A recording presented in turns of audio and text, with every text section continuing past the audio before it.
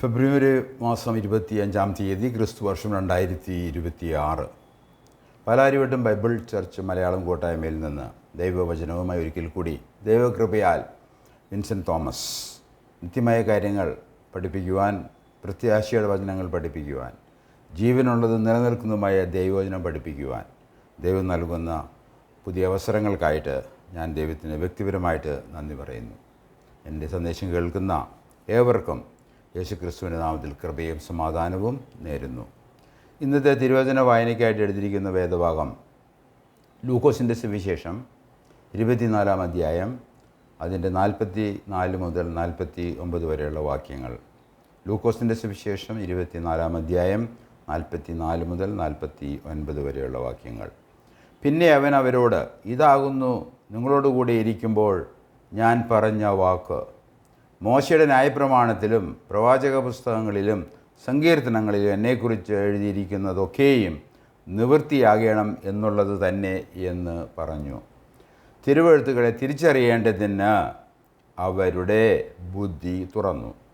ക്രിസ്തു കഷ്ടമനുഭവിക്കുകയും 3-ാം നാൾ മരിച്ചവരിൽ നിന്ന് ഉയർത്തെഴുന്നേൽക്കുകയും അവൻ്റെ നാമത്തിൽ മാനസാന്തരവും പാപമോചനവും യെരൂശലേമിൽ തുടങ്ങി സകല ജാതികളിലും പ്രസംഗിക്കുകയും വേണം എന്നിങ്ങനെ എഴുതിയിരിക്കുന്നു. ഇതിന് നിങ്ങൾ സാക്ഷികളാകുന്നു. എൻ്റെ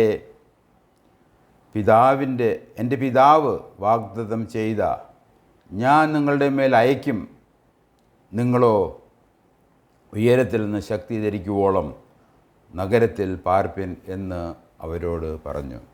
കർത്താവായ യേശുക്രിസ്തു പുനരുദ്ധാനം ചെയ്ത് തൻ്റെ 12 ശിഷ്യന്മാരോട് പറഞ്ഞ ദൈവവചനമാണ്, വെളിപ്പാടാണ് നാം കേട്ടത്. നമുക്ക് പ്രാർത്ഥിച്ച് ഇന്നത്തെ ക്ലാസ് ആരംഭിക്കാം. ഞങ്ങളുടെ ദൈവമായ കർത്താവേ, സ്വർഗീയ പിതാവേ, അവിടത്തേക്കായിട്ട് ഞങ്ങൾ നന്ദി സ്തുതിസ്തോത്രം അർപ്പിക്കുന്നു. പുത്രമോഹൻ തിരുസനിൽ വരുന്നു. പാപക്ഷമയ്ക്ക് പാപക്ഷമ ലഭിച്ച് പരിശുദ്ധനായ ദൈവത്തിൻ്റെ വരുവാൻ ക്രിസ്തു ഞങ്ങൾക്ക് അവസരമൊരുക്കിയല്ലോ, നന്ദി പറയുന്നു. ഇപ്പോൾ പരിശുദ്ധാത്മ ഞങ്ങളെ പഠിപ്പിക്കണമേ. ദൈവിക സത്യങ്ങൾ ഞങ്ങൾ പറയുമ്പോൾ അത് ബൈബിൾ ചർച്ച് എന്നുള്ള നിലയിൽ ഞങ്ങളത് പ്രസിദ്ധീകരിക്കുമ്പോൾ അത് മനസ്സിലാക്കുവാൻ തക്കവണ്ണം അതിൻ്റെ ആഴങ്ങൾ മനസ്സിലേക്ക് കടക്കുവാനായിട്ട്, സത്യം മനസ്സിലാക്കുവാനായിട്ട് കർത്താവ് ഇടയാക്കണമേ എന്ന് ഞങ്ങൾ പ്രാർത്ഥിക്കുന്നു. യേശുക്രിസ്തുവിൻ്റെ നാമത്തിലുള്ള പ്രാർത്ഥനയായാൽ സ്വീകരിക്കണമേ, സ്വർഗീയ പിതാവേ. നാം പഠിച്ചു വരുന്നത് ദൈവവചനത്തിൽ സ്വാതന്ത്ര്യത്തെക്കുറിച്ചാണ്. സ്വാതന്ത്ര്യത്തെക്കുറിച്ചും അടിമത്തത്തെക്കുറിച്ചൊക്കെ ധാരാളം പറയുന്ന ഒരു പുസ്തകമാണ് വേദപുസ്തകം. അത് ദൈവിക വെളിപ്പാടാണ്. പാപനിമിത്തം മനുഷ്യന് സംഭവിച്ച അടിമത്തം, പാപത്തിൻ്റെ അധിപതിയായ സാത്താനും അവൻ്റെ അടിമകളായി തീരുവാനും നമുക്ക് ഇടയായിത്തീർന്നു. കാരണം അത് മനുഷ്യൻ്റെ പാപം തന്നെയാണ്, ആദാമിൻ്റെ പാപമാണ്. എന്നാൽ അതിന് അവസാനത്തെ ആദാമായ കർത്താവ് യേശുവിൽ പരിഹാരവും ദൈവം തന്നെ നമുക്ക് വേണ്ടി ഒരുക്കി. അങ്ങനെ പുത്രൻ നൽകുന്ന സ്വാതന്ത്ര്യത്തെക്കുറിച്ചാണ് നാം കഴിഞ്ഞ ആഴ്ചകളിലായിട്ട് പഠിച്ചു വരുന്നത്. ദൈവവചനത്തിൽ സ്വാതന്ത്ര്യത്തിനെതിരെ പോരാട്ടമുണ്ട്. സ്വാതന്ത്ര്യം പ്രഖ്യാപിക്കുമ്പോൾ തന്നെ ഈ ലോകത്തിൽ ഒരു പോരാട്ടം ഉണ്ട് എന്നുള്ളതും വേദപുസ്തകം ശക്തമായിട്ട് ഉപദേശിക്കുന്നൊരു വിഷയമാണ്. എന്നാൽ സ്വാതന്ത്ര്യം അമൂല്യമാണ്. പുത്രനായ യേശുക്രിസ്തു സാക്ഷാൽ സ്വാതന്ത്ര്യം നൽകുന്നു. അത് വിശ്വാസത്താൽ അവനിൽ വിശ്വസിക്കുമ്പോൾ മാത്രമാണ് ലഭിക്കുന്നത്. ദൈവത്തെ ദൈവവചനപ്രകാരം സ്നേഹിക്കാനുള്ള സ്വാതന്ത്ര്യമാണ് പുത്രൻ നമുക്ക് നൽകാൻ പോകുന്നത്. എന്നാൽ പോരാട്ടം രഹസ്യമായിരുന്നു. വേദപുസ്തകം പറയുന്ന പോരാട്ടം. കർത്താവ് പറഞ്ഞു, ഈ ലോകം നിങ്ങളെ വെറുക്കും, നിങ്ങളെ കൊല്ലും. കാരണം എന്താണ്? അവർ എന്നെ പകയ്ക്കുന്നു, എന്നെ കൊല്ലാൻ ശ്രമിക്കുന്നു. അവസാനം അവർ കർത്താവിനെ കൊല്ലുക തന്നെ ചെയ്തു, ക്രൂശീകരിച്ചു എന്നുള്ളത് നമുക്കറിയാവുന്ന കാര്യമാണ്. അതുകൊണ്ട് പോരാട്ടം രഹസ്യമായിരുന്ന ഒരു സംഭവമായിരുന്നുവെങ്കിലും ഇന്ന് അത് പരസ്യമായ പോരാട്ടമായി നമുക്ക് കാണാൻ കഴിയും. ദൈവത്തിൻ്റെ ശത്രുക്കളെ തിരിച്ചറിഞ്ഞ് സുവിശേഷീകരിക്കാനും, കർത്താവ് നമ്മളെ ശത്രുക്കളായിരുന്നപ്പോൾ നമ്മളെ സ്നേഹിച്ച് നമുക്ക് വേണ്ടി പകരക്കാരനായിട്ട് പ്രായശ്ചിത്തമായി തീർന്നു എന്നാണ് വേദപുസ്തകം പറയുന്നത്. നിങ്ങൾ ശത്രുക്കളായിരുന്നപ്പോൾ അതുകൊണ്ട് ശത്രുവിനെ സ്നേഹിക്കാൻ കർത്താവ് പറഞ്ഞാൽ യാതൊരു അത്ഭവവുമില്ല. അവരെ സുവിശേഷീകരിച്ച് മിത്രങ്ങളാക്കുക, ദൈവഭക്തന്മാരാക്കുക എന്നുള്ളത് നമ്മുടെ സ്വാതന്ത്ര്യം ഉപയോഗിച്ച് നമുക്ക് തീർച്ചയായിട്ടും ചെയ്യാവുന്നൊരു കാര്യമാണ്. എന്നാൽ ശത്രുക്കൾ ഒരു കാര്യങ്ങൾ മനസ്സിലാക്കി ദൈവത്തിലേക്ക് തിരിയും. ദൈവത്തിലേക്കുള്ള മാനസാന്തരവും കർത്താവിൽ വിശ്വാസവും അത് ദൈവം അവർക്ക് ഓപ്പണായിട്ട് പരസ്യമായിട്ട് പ്രഖ്യാപിക്കുകയാണ്. അത് അവർ കേൾക്കും എന്ന് ഞാൻ വിചാരിക്കുകയാണ്.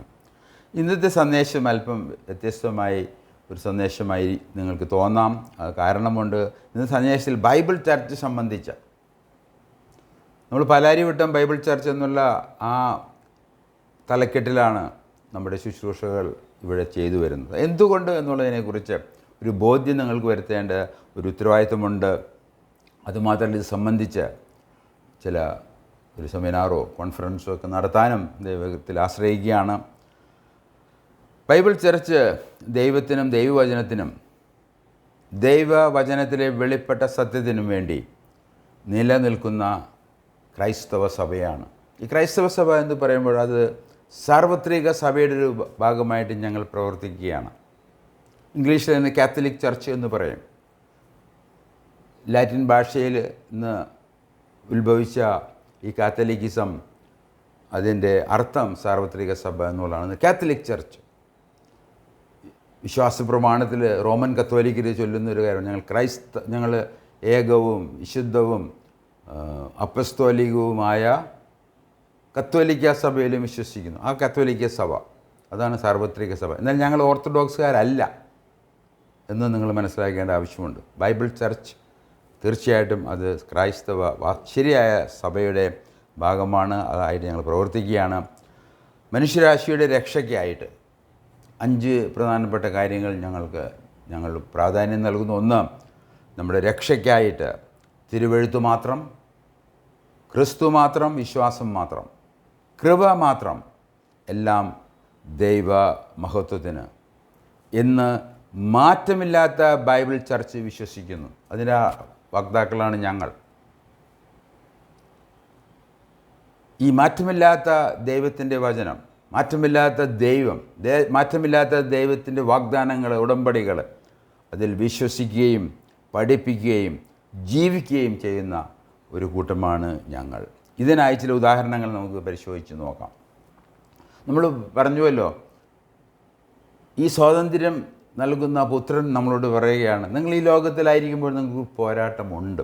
അത് നമ്മൾ എഫേസ്യ ലേഖനം 6-ാം അധ്യായത്തിൽ നിന്ന് നമ്മളത് വായിക്കാനുണ്ടായത്. എഫേസ്യ ലേഖനം നമുക്കൊന്ന് പരിശോധിച്ചാൽ 6-ാം അധ്യായത്തിൻ്റെ 12-ാം വാക്യത്തിൽ പറയുന്നത്,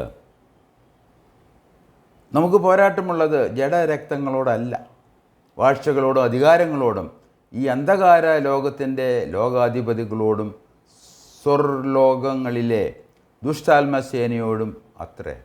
വലിയ പോരാട്ടമാണ്. നമുക്ക് കാണാത്ത ശത്രുവാണ്. എന്നാൽ ഈ കാണാത്ത ശത്രു അവൻ്റെ പ്രോക്സികൾ വഴി അവനെ ആദരിക്കുകയും അവൻ്റെ പഠിപ്പിക്കലിനും ഉപദേശങ്ങൾക്കും സ്വീകരിച്ച് ദൈവത്തിനും ക്രിസ്തുവിനും ബൈബിളിനും എതിരായിട്ടുള്ള ശത്രുത്വം, അവിടെയാണ് പ്രശ്നം നമുക്കുള്ളത്. അപ്പോൾ 6-ാം അധ്യായം 12-ാം വാക്യം നമ്മുടെ പോരാട്ടം എന്നാണ് എഴുതിയിരിക്കുന്നത്, നമ്മുടെ പോരാട്ടം. അതുകൊണ്ട് നമ്മൾ ആരാണ് എന്ന് നമ്മൾ അറിയേണ്ട ആവശ്യമുണ്ട്. നമ്മുടെ പോരാട്ടം ആരോടാണ്? നമ്മുടെ പോരാട്ടം എഫേസ്യ ലേഖനത്തിൽ 3 തവണ ഈ വിധം ബഹുവചന രൂപത്തിൽ നമ്മൾ എന്ന സർവനാമം ഉപയോഗിച്ചിട്ടുണ്ട്. ഞാൻ ഒരിക്കൽ കൂടി വായിക്കാം. ബൈബിൾ ചർച്ചിൻ്റെ പ്രത്യേകതയാണ് ഈ പഠന രീതിയിൽ. എഫേസ്യ ലേഖനത്തിൽ 3 തവണ ഈ വിധം നമ്മുടെ പോരാട്ടം, നമ്മുടെ എന്നുള്ള ഈ വിധം ബഹുവചന രൂപത്തിൽ നമ്മൾ എന്ന സർവനാമം ഉപയോഗിച്ചിട്ടുണ്ട്. ആദ്യമായി നമ്മളത് കാണുന്നത് എഫേസ്യ ലേഖനം 1-ാം അധ്യായത്തിൻ്റെ 9-ാം വാക്യത്തിലാണ്. അതിപ്രകാരം വായിക്കുന്നു, അവനിൽ താൻ മുൻ നിർണയിച്ച തൻ്റെ പ്രസാദത്തിന് തക്കവണ്ണം തൻ്റെ ഹിതത്തിൻ്റെ മർമ്മം അവൻ നമ്മോട് അറിയിച്ചു. അപ്പോൾ നമ്മൾ എന്നൊരു ആശയം ഇങ്ങനെ 3 പ്രാവശ്യം അത് ഉപയോഗിച്ചിട്ടുണ്ട്. അപ്പോൾ ഈ നമ്മൾ എന്ന് പറയുമ്പോൾ ബൈബിൾ ചർച്ച് നമ്മൾ പറഞ്ഞ പോലെ നമ്മൾ തിരുവചനത്തിൽ വിശ്വസിക്കുകയും സത്യമാണെന്ന് വിശ്വസിക്കുന്നവരായതുകൊണ്ട് ഈ നമ്മൾ ആരാണ് എന്ന് നമുക്ക് തിരിച്ചറിയേണ്ട ആവശ്യമുണ്ട്. അതുപോലെ തന്നെ 3-ാം അധ്യായത്തിൻ്റെ 20-ാം വാക്യത്തിലും നമ്മൾ വായിച്ച 6-ാം അധ്യായത്തിൻ്റെ 12-ാം വാക്യത്തിലും 3-ാം അധ്യായത്തിൻ്റെ 20-ാം വാക്യം ഇപ്രകാരം വായിക്കുന്നു. ഇതെല്ലാം തർജ്ജിമകളാണ് നിങ്ങൾ ഓർത്തിരിക്കേണ്ട ആവശ്യമാണ്. നമ്മൾ വായിക്കുന്ന ഈ മലയാളം അത് തർജ്ജിമ മാത്രമാണ് എന്ന് നിങ്ങൾ ഓർത്തിരിക്കേണ്ടത് ആവശ്യമാണ്. എന്നാൽ നാം ചോദിക്കുന്നതിലും നനയ്ക്കുന്നതിലും അത്യന്തം ഉപരിയായി ചെയ്യുവാൻ നമ്മിൽ, നിങ്ങൾ ശ്രദ്ധിച്ചാൽ ആ നമ്മിൽ എന്ന വാക്ക്, നമ്മിൽ വ്യാപരിക്കുന്ന ശക്തിയാൽ കഴിയുന്നവന് 21-ാം വാക്യത്തിൽ സഭയിലും ക്രിസ്തുയേശുവിലും എന്നേക്കും തലമുറ തലമുറയായി മഹത്വമുണ്ടാകട്ടെ, ആമേൻ. അപ്പോൾ നമ്മൾ ഈ നമ്മൾ എന്ന് പറയുന്ന ആ കൂട്ടത്തെ നമ്മൾ തിരിച്ചറിയാൻ ശ്രമിക്കുകയാണ്. അതുപോലെ 6-ാം അധ്യായത്തിൻ്റെ 12-ാം വാക്യത്തിലും പറയും നമ്മുടെ പോരാട്ടം. 1-ാം അധ്യായത്തിൻ്റെ 9-ാം വാക്യത്തിലേക്ക് നാം പോകുമ്പോൾ അവിടെ നമ്മൾ വായിക്കുന്നത്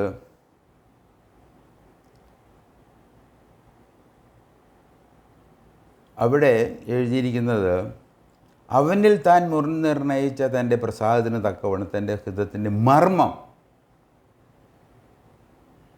അവൻ നമ്മോട് അറിയിച്ചു.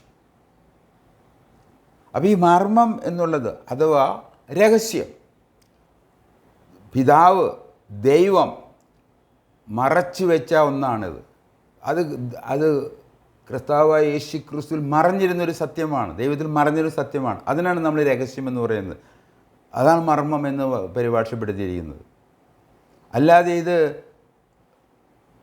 ഒരു ഗോപ്യമായ ഒരു കാര്യം എന്നുള്ള ആശയമല്ല ഇത്. എന്നാൽ ദൈവം തക്ക സമയത്ത് അത് തൻ്റെ അപ്പസ്തോലന്മാർക്ക് വെളിപ്പെടുത്തി കൊടുത്തു. ഈ മർമ്മം അഥവാ രഹസ്യം അപ്പസ്തലന്മാരിലൂടെ ദൈവം സഭയെ അറിയിച്ചു എന്നാണ് ഇവിടെ എഴുതിയിരിക്കുന്നത്. ഇതിൻ്റെ അർത്ഥം ഇത് ഇപ്രകാരമാണ്. എന്താണ് ഈ അറിവ്? എന്താണ് അറിവ്? നിൻ്റെ ഹിതത്തിൻ്റെ മർമ്മം അവൻ നമ്മോട് അറിയിച്ചു. ഒരു മർമ്മം, ഒരു രഹസ്യമായിരുന്ന കാര്യം, ദൈവത്തിൽ മറഞ്ഞിരുന്ന ഒരു കാര്യം ദൈവം അത് വെളിപ്പെടുത്തുകയാണ്. അത് അപ്പോസ്തലന്മാരെ വെളിപ്പെടുത്തുകയാണ്. അത് ആർക്ക് വെളിപ്പെടുത്തുക? അവരാണോ ഈ നമ്മൾ എന്നുള്ളതാണ് നമ്മൾ പഠിക്കാൻ ഉദ്ദേശിക്കുന്നത്. തീർച്ചയായിട്ടും അത് സഭയാണ് എന്നുള്ളത് യാതൊരു സംശയമില്ല. എന്നാൽ ഈ മർമ്മം വെളിപ്പെട്ട് കിട്ടിയത് അപ്പോസ്തലന്മാരിലൂടെയാണ്, സഭയ്ക്ക് വെളിപ്പെടുത്തി കൊടുത്തത് എന്നുള്ളത് വളരെ പ്രധാനപ്പെട്ട ഒരു വിഷയമാണ്. അപ്പോൾ അങ്ങനെ ഈ അറിവ് ക്രിസ്തുവിലുള്ള പിതാവിൻ്റെ ഹിതമാണ് അറിയിച്ചത്. ക്രിസ്തുവിലുള്ള പിതാവിൻ്റെ ഹിതം, അനാദിയായ ദൈവം തൻ്റെ പദ്ധതിയിൽ തൻ്റെ പുത്രനിൽ സാധ്യമാക്കിയ അറിവ്, അതാണ് മർമ്മമായിട്ട് ഇവിടെ വെളിപ്പെടുത്തി തന്നിരിക്കുന്നത്. ആ അറിവ് എന്താണ്? തീർച്ചയായിട്ടും പിതാവിൻ്റെ പദ്ധതിയാണ്. ആ പദ്ധതി പൂർത്തീകരിക്കുന്നത് തൻ്റെ പുത്രനാണ്. അത് പരിശുദ്ധാത്മാവാണ് നമ്മളെ ആ പൂർത്തീകരിച്ച ദൈവത്തിൻ്റെ പദ്ധതിയിലേക്ക് നമ്മളെ കൂട്ടിക്കൊണ്ടുവരുന്നത്. അത് പരിശുദ്ധാത്മാവാണ്. അങ്ങനെ പിതാവിൻ്റെ പദ്ധതി, പിതാവിൻ്റെ ക്രിസ്തുവിലുള്ള ഹിതം കാലത്തിൻ്റെ പൂർണ്ണതയിൽ ക്രിസ്തുവിൽ ഒന്നിപ്പിക്കുക എന്നുള്ളതാണ്. എല്ലാം സ്വർഗത്തിലും ഭൂമിയിലുള്ള എല്ലാം ക്രിസ്തുവിൽ ഒന്നിപ്പിക്കുക. ഈ മർമ്മം അപ്പോസ്തലന്മാർ വഴി വെളിപ്പാടായിട്ട് ദൈവം നൽകുകയാണ്. ആർക്ക് ലഭിച്ചു? നമ്മൾക്ക് ലഭിച്ചു. ആ നമ്മൾ എന്ന് പറയുന്നത് തീർച്ചയായിട്ടും അത് വിശ്വാസികളാണ്. അതിനുള്ള ചില കാര്യങ്ങൾ കൂടി ഞാൻ പിന്നെ പറയാൻ പോവുകയാണ്. അങ്ങനെ കാലത്തിൻ്റെ പൂർണ്ണതയിൽ ക്രിസ്തുവിൽ ഒന്നിപ്പിക്കുന്ന ഒരു വ്യവസ്ഥ. എന്നാൽ അത് POC ബൈബിളൊക്കെ നമ്മൾ നോക്കുമ്പോൾ വ്യവസ്ഥ എന്നുള്ള വാക്ക് അവർ പരിഭാഷപ്പെടുത്തിയിട്ടില്ല. ഇവിടെ അതിൻ്റെ 10-ാം വാക്യത്തിൽ അത് സ്വർഗത്തിലും ഭൂമിയിലുള്ള എല്ലാ പിന്നെയും ക്രിസ്തുവിൽ ഒന്നായി ചേർക്കുക. സ്വർഗത്തിലും ഭൂമിയിലും ഉള്ളതെല്ലാം പിന്നെയും ക്രിസ്തുവിൽ ഒന്നായി ചേർക്കുക എന്നിങ്ങനെ കാലസമ്പൂർണതയിലെ വ്യവസ്ഥയ്ക്കായിക്കൊണ്ട് തന്നെ. അപ്പോൾ ഈ പുതിയ മർമ്മം, ഈ വെളിപ്പാട് എന്താണ്? ഈ സഭയെന്നുള്ളൊരു വലിയ ആശയമാണ്. അതൊരു വ്യവസ്ഥയായിട്ട് വേദോസം പറയുന്നത് കാലസമ്പൂർണ്ണയിൽ സംഭവിച്ച കാര്യമാണ് എന്നുള്ളതാണ് ഈ മർമ്മമായിട്ട് വെളിപ്പെടുന്നത്. അത് അപ്പസ്തലന്മാർ വഴി ലഭിച്ചു, വെളിപ്പാടായി ലഭിച്ചു. അതിൽ കൂടുതലും ഈ കാര്യം കൂടുതൽ ലഭിച്ചത് പൗലോസ് അപ്പസ്തലനിലൂടെയാണ്. അത് ദൈവത്തിൻ്റെ ഹിതമാണ്, ദൈവത്തിൻ്റെ ഇഷ്ടമാണ്, ഇച്ഛയാണ് ആരിലൂടെ എന്ത് നമുക്ക് നൽകണം എന്നുള്ളത്. ഈ പുതിയ വ്യവസ്ഥ എന്നുള്ളത് വളരെ പ്രധാനപ്പെട്ട ഒരു വാക്ക് തന്നെയാണ്. പുതിയ നിയമ പഠനത്തിൽ സഭ ദൈവിക പദ്ധതിയിൽ ഒരു വ്യവസ്ഥയാണ്. സാധാരണ ഇംഗ്ലീഷിൽ സ്റ്റുവേർഡ്ഷിപ്പ്, ഒരു കാര്യസ്ഥനെ ഏൽപ്പിക്കുന്ന ജോലിയാണത്. അങ്ങനെ ആ കാര്യസ്ഥാനത്ത് അതിൻ്റെ ഉത്തരവാദിത്വം ഉള്ള ഒരു സഭയാണ് കാതോലിക സഭയുടെ ഭാഗമായി പ്രവർത്തിക്കുന്ന ഒരു സഭയാണ് പാലാരിവട്ടം ബൈബിൾ ചർച്ച്. ഇതൊരു വ്യവസ്ഥയാണ്, ഇതിൽ ഉത്തരവാദിത്തങ്ങളുണ്ട് എന്നുള്ളത് നമ്മൾ മനസ്സിലാക്കേണ്ടത് ആവശ്യം. ഈ വ്യവസ്ഥ രഹസ്യമായിരുന്നു. എന്നാൽ രഹസ്യമായിരുന്ന മർമ്മമായിരുന്ന ഇത് ദൈവ അപ്പോസ്തലന്മാരുടെ സഭയ്ക്ക് വെളിപ്പെടുത്തി. സഭ തീർച്ചയായിട്ടും സഭാ യോഗം, സഭയെ കൂടിവരവ്, ആ കൂട്ടം കൂടി വരുമ്പോൾ അത് സഭായോഗമാണ്, സഭയുടെ യോഗമാണ്. അവിടെ ദൈവ സാന്നിധ്യമുണ്ട്, ക്രിസ്തുവിൻ്റെ സാന്നിധ്യമുണ്ട്, പരിശുദ്ധാത്മാവിൻ്റെ സാന്നിധ്യമുണ്ട്. അങ്ങനെ ഇത് എഫേസ്യർ ലേഖനം 1-ാം അധ്യായത്തിൻ്റെ 13-ാം വാക്യത്തിൻ്റെ അടിസ്ഥാനത്തിൽ സുവിശേഷം കേട്ട് വിശ്വസിച്ച് പരിശുദ്ധാത്മാവിനാൽ മുദ്രയിട്ടവരുടെ കൂട്ടമാണ് ഈ സഭ. അതാണ് ഈ നമ്മൾ എന്ന് പറയുന്നത്. അവർക്ക് ഈ ലോകത്തിൽ അവർ സ്വതന്ത്രരാണ്, എന്നാൽ പോരാട്ടമുണ്ട്. ആ പോരാട്ടം തീർച്ചയായിട്ടും സാത്താനും അവരുടെ ഏജൻസ് വഴിയാണ് എന്നുള്ളതും ഓർപ്പിക്കാൻ ഞാൻ ആഗ്രഹിക്കുകയാണ്. എഫേസ്യർ 1-ാം അധ്യായത്തിൻ്റെ 13-ാം വാക്യം ഇപ്രകാരമാണ് തർജ്ജമ ചെയ്തിരിക്കുന്നത്: അവനിൽ നിങ്ങളും നിങ്ങളുടെ രക്ഷയെക്കുറിച്ചുള്ള സുവിശേഷം എന്ന സത്യവചനം നിങ്ങൾ കേൾക്കുകയും അവനിൽ വിശ്വസിക്കുകയും ചെയ്തിട്ട് തൻ്റെ സ്വന്തം ജനത്തിൻ്റെ വീണ്ടെടുപ്പിന് വേണ്ടി തൻ്റെ മഹത്വത്തിൻ്റെ പുകഴ്ചയ്ക്കായിട്ട് നമ്മുടെ അവകാശത്തിൻ്റെ അച്ചാരമായ വാഗ്ദത്തത്തിന് പരിശുദ്ധാത്മാവിനാൽ മുദ്രയിട്ടിരിക്കുന്നു. ഇപ്പോൾ സുവിശേഷം കേട്ടു, യേശുക്രിസ്തുവിൽ വിശ്വസിച്ചു, പരിശുദ്ധാത്മാവ് അവരെ മുദ്രയിട്ടു, സീൽ ചെയ്തു, എൻ്റെ വകയാണെന്നും പറഞ്ഞു. അവരാണ് ഈ നമ്മൾ എന്ന് പറയും. അവർക്ക് പോരാട്ടമുണ്ട്, അവരുടെ സ്വതന്ത്രരാണ്, എന്നാൽ പോരാട്ടമുണ്ട്. എന്നാൽ തീർച്ചയായും കർത്താവ് വന്ന് നമ്മളെ പരിപൂർണമായിട്ട് സ്വതന്ത്രരാകുന്നൊരു ദിവസമുണ്ട്. അതിനുവേണ്ടി നമുക്ക് കാത്തിരിക്കുക എന്നുള്ളത് നല്ലൊരു കാര്യം തന്നെയാണ്. അങ്ങനെ വിശ്വസിക്കുകയും മുദ്ര ഇടപെട്ടവരുടെയും കൂട്ടമാണ് സഭ. അതാണ് ഈ നമ്മൾ എന്ന് പറയുന്നത്. എഫേസ്യർ 3-ാം അധ്യായത്തിൻ്റെ 20-21 വാക്യങ്ങൾ നമ്മൾ ഒന്ന് പരിശോധിച്ച് നോക്കാം. ഇതെല്ലാം നമ്മൾ പഠിക്കുന്നതിൻ്റെ ഉദ്ദേശം എന്താണ്?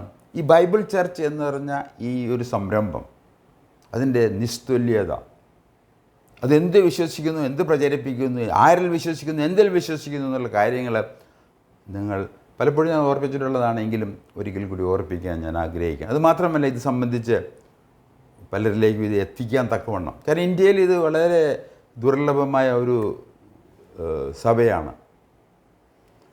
വളരെ ഞാനത് തപ്പി നോക്കിയിട്ട് അത് കാണാൻ കഴിഞ്ഞിട്ടില്ല എന്നുള്ളത് ഒരു കാര്യമാണ്. അതുകൊണ്ട് ഇതിനൊരു പരസ്യം എന്നുള്ള നിലയിൽ അത് ഒരു സംഗമം ഞാൻ ആഗ്രഹിക്കുകയാണ്.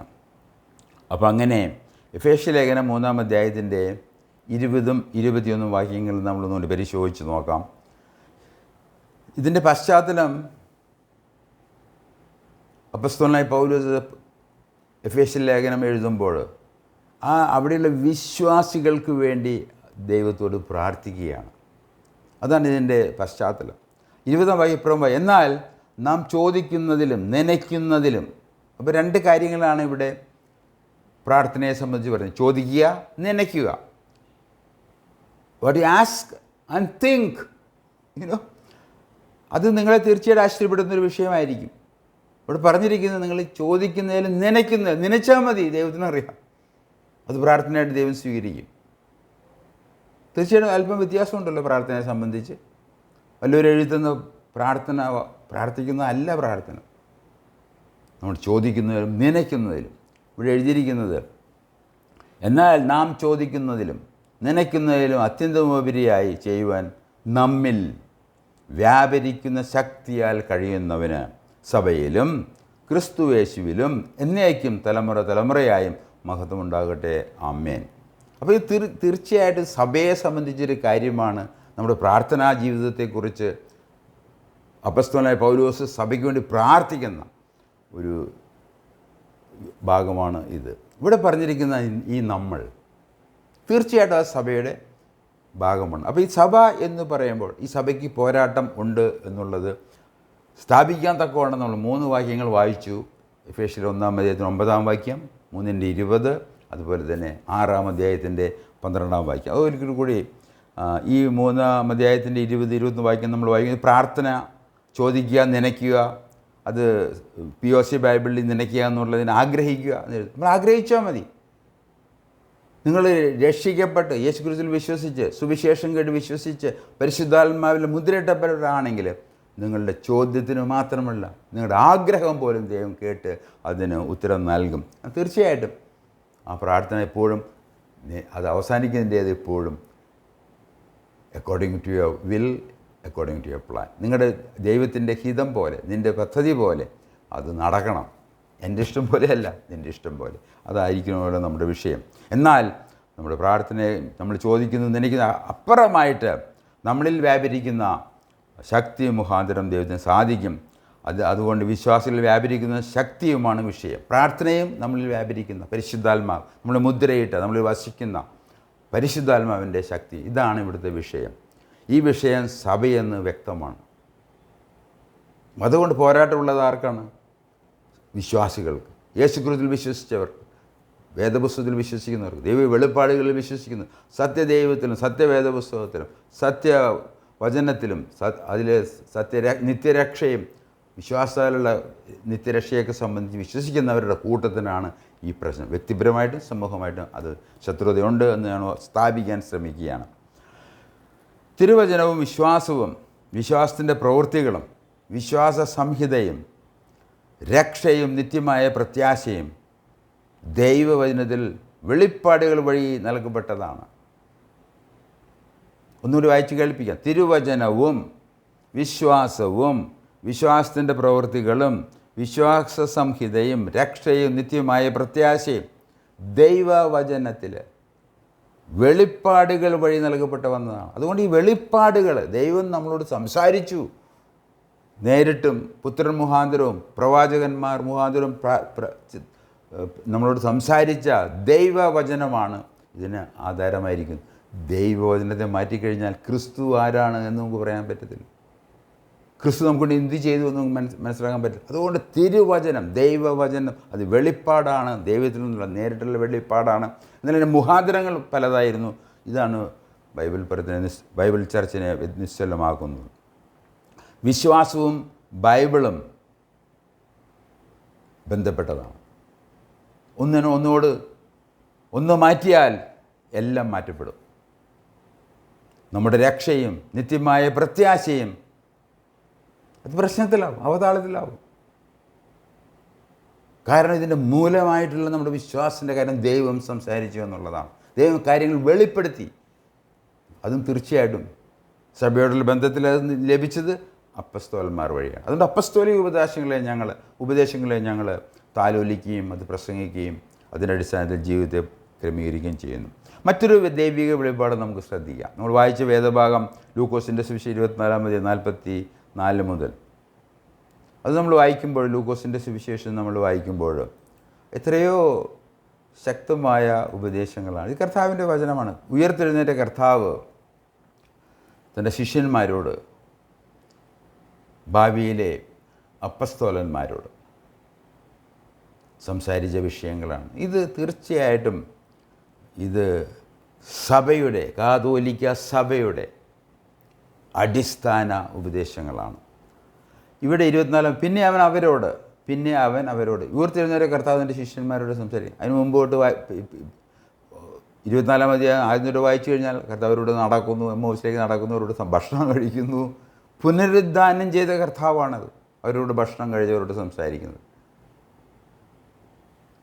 പിന്നെ അവൻ അവരോട്, ഇതാകുന്നു ഞാൻ നിങ്ങളോട് ഇരിക്കുമ്പോൾ ഞാൻ പറഞ്ഞ വാക്ക്, മോശയുടെ ന്യായപ്രമാണത്തിലും പ്രവാചക പുസ്തകങ്ങളിലും സങ്കീർത്തനത്തിലും എന്നെക്കുറിച്ച് എഴുതിയിരിക്കുന്നത് എന്ന് പറഞ്ഞാൽ പഴയ നിയമത്തെ മൂന്നായിട്ട് വായിക്കാം നമുക്ക്.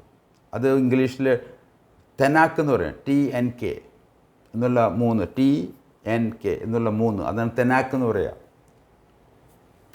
ടി എന്ന വാക്ക് അത് 5 പഞ്ചഗ്രന്ഥങ്ങളെ, ആദ്യത്തെ 5 പഴയ നിയമ പുസ്തകങ്ങളെ കുറിക്കുന്നതാണ് ടി എന്ന് പറഞ്ഞ വാക്ക്, തെനാക്ക്.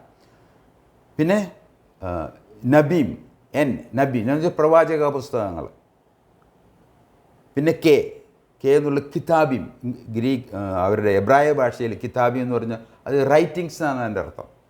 അപ്പോൾ അങ്ങനെ ന്യായപ്രമാണം 5 പുസ്തകങ്ങൾ, പ്രവാചക പുസ്തകങ്ങൾ, അതുപോലെ തന്നെ എഴുത്തുകൾ എന്നുള്ള രീതി 3 വിഭാഗമാണ് വേദപുസ്തകത്തിലുള്ളത്. കർത്താവ് തന്നെ പറഞ്ഞ കാര്യമാണത്.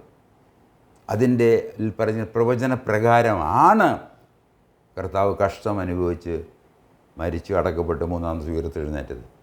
ഇത് നമ്മൾക്ക് എങ്ങനെ അറിയാൻ പറ്റും, എങ്ങനെ വിശ്വസിക്കാൻ പറ്റും? കാരണം തിരുവചനത്തിൽ രേഖപ്പെടുത്തിയിരിക്കുകയാണ്. അതുകൊണ്ട് തിരുവചനത്തെ നമ്മൾ മാറ്റി നിർത്തിയാൽ നമുക്ക് നത്തിങ് ടു ഹാങ് ഓൺ, നമുക്ക് ഒന്ന് പിടിച്ചു നിൽക്കാൻ ഒന്നുമില്ലാതെ, നമുക്കൊരു പുളിക്കൊമ്പില്ലാതെ, ഒരു ബലമുള്ളൊരു പാറയിൽ പിടിക്കാനായിട്ട്, ഒരു ശാഖയിൽ പിടിക്കാൻ നമുക്കില്ലാതായി തീരും. അതുകൊണ്ട് ദൈവവും ദൈവവചനവും ദൈവവചനത്തിലെ നിവൃത്തിയും വെളിപ്പാടുകളും എല്ലാം അത് മുഖ്യമായിട്ടുള്ള ഒരു കാര്യമാണ് എന്ന് നിങ്ങൾക്ക് അറിയാമല്ലോ. അതിനുശേഷം 45-ാം വാക്യത്തിൽ തിരുവെഴുത്തുകൾ തിരിച്ചറിയേണ്ടതിന് അവരുടെ ബുദ്ധി തുറന്നു. അപ്പോസ്തലന്മാരുടെ ബുദ്ധിയാണത്. അതുകൊണ്ട് അവരുടെ ഉപദേശങ്ങൾ, അവരിലൂടെ വന്ന വെളിപ്പാടുകൾ അവർക്ക് ദൈവം അത്രയും പ്രധാനപ്പെട്ടതാണ്. അതുമാത്രമല്ല, അവരിലൂടെ യേശുക്രിസ്തു അവരെ കമ്മീഷൻ ചെയ്ത് അവരെ നിയോഗിച്ചു. എന്തു പറഞ്ഞു 46-ാം വാക്യത്തിൽ? 46-ാം വാക്യം, ക്രിസ്തു കഷ്ടം അനുഭവിക്കുകയും 3-ാം നാൾ മരിച്ചവരിൽ നിന്ന് ഉയർത്തെഴുന്നേൽക്കുകയും. കഷ്ടം അനുഭവിച്ച് മരിച്ചു അടക്കപ്പെട്ടു എന്നുള്ളത് നമുക്കറിയാവുന്ന കാര്യങ്ങളാണ്. ഇതെല്ലാം വേദപുസ്തകത്തിലെ ദൈവിക സത്യങ്ങളാണ്. 3-ാം നാൾ ഉയർത്തെഴുന്നേറ്റു, പ്രത്യക്ഷനായി. അപ്പോസ്തലനായ പൗലോസ് സുവിശേഷത്തെക്കുറിച്ച് പറയുമ്പോൾ അവൻ പറയുന്നതാണ്, തിരുവെഴുത്തിൻ പ്രകാരം മരിച്ചു അടക്കപ്പെട്ടു, തിരുവെഴുത്തിൻ പ്രകാരം 3-ാം നാൾ ഉയർത്തെഴുന്നേറ്റു, പിന്നെ പ്രത്യക്ഷനായി, അപ്പോസ്തലന്മാർക്ക് പ്രത്യക്ഷനായി. ഇതാണ്. എന്നിട്ട് പറഞ്ഞു അതിൻ്റെ 47-ാം വാക്യത്തിൽ, അവൻ്റെ നാമത്തിൽ മാനസാന്തരവും പാപമോചനവും യെരൂശലേമിൽ തുടങ്ങി സകല ജാതികളിലും പ്രസംഗിക്കാൻ വേണം എന്നിങ്ങനെ എഴുതിയിരിക്കുന്നു. അത് എവിടെ എഴുതിയിരിക്കുന്നത്? ഇത് പഴയ നിയമത്തെക്കുറിച്ചാണ് പറഞ്ഞിരിക്കുന്നത്. പുതിയ എഴുതി തുടങ്ങുന്നേ ഉള്ളൂ. AD 33 കർത്താവ് മരിച്ചുവെങ്കിൽ ഏകദേശം ആ നൂറ്റാണ്ടിൻ്റെ അവസാനത്തോടു കൂടി AD മിക്കവാറും 95 അവസാനത്തെ വെളിപ്പാട് പുസ്തകം എഴുതിയോടുകൂടി കാനോനിക പുസ്തകങ്ങൾ അവസാനിച്ചു. പുതിയ വരുന്നേ ഉള്ളൂ. പഴയ നിയമത്തെക്കുറിച്ച് പറയുകയാണ്. എന്നാൽ പുതിയ നിയമം ആണ് അപ്രകാരം ദൈവവചനമാണെന്നുള്ളത് നമുക്ക് വേറെ തെളിവുകളുണ്ട്. അത് അതിലേക്ക് ഞാൻ കടക്കുന്നില്ല. ഇതിലൂടെ പറയുകയാണ്, അവൻ്റെ നാമത്തിൽ മാനസാന്തരവും പാപമോചനവും യെരൂശലേമിൽ തുടങ്ങി സകല ജാതികളിലും പ്രസംഗിക്കുകയും വേണം എന്നിങ്ങനെ എഴുതിയിരിക്കുന്നു. ഇതിൽ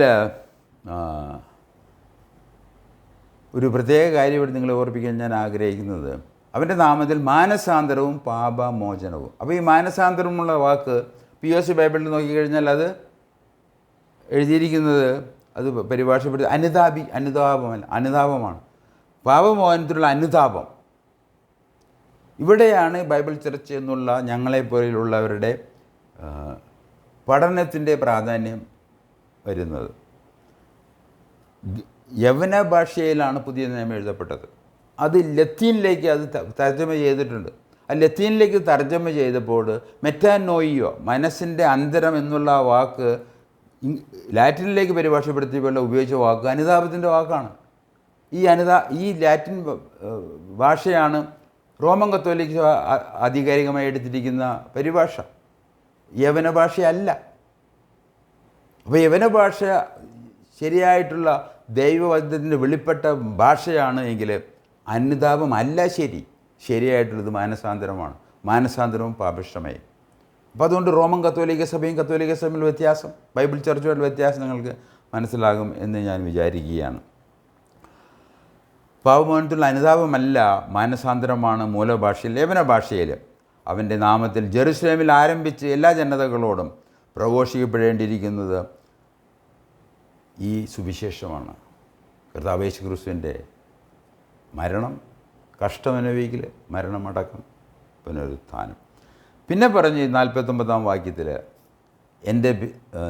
ഇതിന് നിങ്ങൾ സാക്ഷികളാകും. അവരുടെ സാക്ഷ്യം, ദൈവവചനത്തിൽ അവർക്ക് വെളിപ്പെടുത്തിയ വചനത്തിൻ്റെ സാക്ഷികളാണ് ഈ അപ്പസ്തോലന്മാർ. അതുകൊണ്ടാണ് അപ്പസ്തോലിക ഉപദേശങ്ങൾ എത്രയോ പ്രധാനം. അത് നമ്മുടെ രക്ഷയെ, നിത്യജീവനെ, നിത്യമായിട്ടുള്ള പ്രത്യാശയെ, നിത്യമായ കാര്യങ്ങൾക്ക് നമുക്ക് ഉറപ്പ് നൽകുന്നത് ഈ അപ്പസ്തോലിക ഉപദേശങ്ങളാണ്. അങ്ങനെ ഈ വേദഭാഗം തിരുവെഴുത്തിൻ്റെ പ്രാധാന്യം പഠിപ്പിക്കുന്നു. അതുമാത്രമല്ല, പാപമോചനം തിരുവെഴുത്തിലെ ക്രിസ്തുവിലാകുന്നു. വേറെ അത് സഭയിലല്ല, വേറെ സംഘത്തിലുമല്ല, സമൂഹത്തിലുമല്ല, പ്രവൃത്തിയാലുമല്ല, അത് യേശു ക്രിസ്തുവിലാണ്. പാപമോചനം തിരുവെഴുത്തുകളിലെ ക്രിസ്തുകളിലാണ്. ഞാൻ പറയുന്ന ക്രിസ്തുവല്ല, തിരുവെഴുത്തുകളിൽ ദൈവം വെളിപ്പെടുത്തിയ തിരുവെഴുത്തിലെ വെളിപ്പാടുകളിലൂടെ മനസ്സിലാക്കുന്ന ക്രിസ്തുവാണ് നമ്മുടെ വിമോചകൻ. പാപമോചനം തിരുവെഴുത്തിലെ ക്രിസ്തുവിലാകുന്നു. പാപമോചനം മാനസാന്തരവും ബന്ധപ്പെട്ടിരിക്കുന്നു. പാപമോചനവും യേശു ക്രിസ്തുവിൻ്റെ കഷ്ടാനുഭവം ഉയർത്തെഴുന്നേൽപ്പും ബന്ധപ്പെട്ടിരിക്കുന്നു. യേശു ക്രിസ്തുവിൻ്റെ നാമത്തിൽ മാനസാന്തരവും പാപമോചനവും സകല ജാതികളിലും പ്രസംഗിക്കപ്പെടണം. ഇന്ന് സുവിശേഷത്തിൽ ഇത് നിങ്ങൾ ആരെങ്കിലും കേൾക്കാറുണ്ടോ? പാപമോചനം. ഇന്ന് സുവിശേഷം ഗലാത്യ ലേഖനത്തിൽ പറയുന്ന പോലെ ഇന്ന് അത് ഇല്ലാതായി തീർന്നിരിക്കുക. അതുകൊണ്ട് ബൈബിൾ ചർച്ച് ഈ പ്രസ്ഥാനത്തിൽ സുവിശേഷീകരണം വളരെ പ്രധാനപ്പെട്ടതാണ്. അതുകൊണ്ടാണ് നമ്മുടെ എല്ലാ സന്ദേശങ്ങളും, ഇംഗ്ലീഷിലായിക്കോട്ടെ മലയാളത്തിലായിക്കോട്ടെ, രക്ഷിക്കപ്പെടണം എന്ന ആ ബോധ്യത്തോടു കൂടി തന്നെയാണ് ഞങ്ങളുടെ ലക്ഷ്യവും ഞങ്ങളുടെ ആഗ്രഹവും. അതുതന്നെയാണ് ദൈവം ആഗ്രഹിക്കുന്നത്. അത് ഞങ്ങൾ പ്രഖ്യാപിക്കുന്നു, പ്രസംഗിക്കുന്നു, അതിനുവേണ്ടി പ്രവർത്തിക്കുന്നു. അങ്ങനെ ഈ വേദഭാഗങ്ങൾ നമ്മൾ വായിക്കുമ്പോൾ ഈ ദൈവിക സത്യങ്ങൾ, യേശുക്രിസ്തുവിലുള്ള പാപമോചനം, മനസ്സാന്തരം, യേശുക്രിസ്തുവിലുള്ള പാപമോചനം, അത് പ്രസംഗിക്കപ്പെടുവാൻ, അതിന് സാക്ഷികളാകുവാൻ ദൈവ അപ്പസ്തോലന്മാരുടെ വിശുദ്ധ അപ്പസ്തോലന്മാർക്കായിട്ട് ദൈവം ഒരു കാര്യം ചെയ്തു. യേശുക്രിസ്തു ഒരു കാര്യം ചെയ്തു. എന്ത് ചെയ്തു? വിശുദ്ധ ലേഖനങ്ങൾ ഗ്രഹിക്കാൻ തക്കവിധം അവരുടെ മനസ്സ് തുറന്നു. ഇത് ദൈവം പരിശുദ്ധാത്മാവിൽ ചെയ്തൊരു കാര്യമാണ്. അപ്പസ്തോലന്മാരിൽ അവർക്ക് മനസ്സിലായി. അതുകൊണ്ടാണ് നമ്മൾ അവരുടെ ലേഖനങ്ങൾ, അവരെഴുതിയ എഴുത്തുകൾ ഏറ്റവും പ്രധാനമായിരിക്കുന്നത്. കാരണം അവരുടെ കണ്ണ്, അവരുടെ മനസ്സ് തുറന്ന് പരിശുദ്ധാത്മാവിൽ പ്രവർത്തിച്ച് അവരുടെ വ്യാഖ്യാനങ്ങൾ, ഓരോ കാര്യങ്ങളെക്കുറിച്ച് അത് പറയുമ്പോൾ അതാണ് നമ്മുടെ രക്ഷയ്ക്കും നമ്മുടെ നിത്യമായ പ്രത്യാശയ്ക്കും അടിസ്ഥാനമായി ഇരിക്കുന്നത്. അങ്ങനെ വിശുദ്ധ ലിഖിതങ്ങൾ ഗ്രഹിക്കാൻ തക്കവണ്ണം അവരുടെ മനസ്സ് അവൻ തുറന്നു. തിരുലിഖിതങ്ങൾ തിരിച്ചറിയേണ്ടതിന് അപ്പസ്തോലന്മാരുടെ ബുദ്ധി തുറന്നു എന്നും. അപ്പോൾ ഇത് നമ്മുടെ മനസ്സിൽ, നമ്മുടെ ബുദ്ധിയിൽ പരിശുദ്ധാത്മാവ് ചെയ്യുന്നൊരു പ്രവർത്തനമാണ്. അത് മനസ്സിലാക്കി നമ്മളത് വിശ്വസിക്കുമ്പോൾ ദൈവം തൻ്റെ വാഗ്ദാനങ്ങൾ, ക്രിസ്തുവിലുള്ള വാഗ്ദാനങ്ങൾ നമുക്ക് നൽകിയാണ്. അതാണ് ബൈബിൾ ചർച്ച് പ്രഖ്യാപിക്കുകയും ഞങ്ങളത് വിശ്വസിക്കുകയും ചെയ്യുന്നു.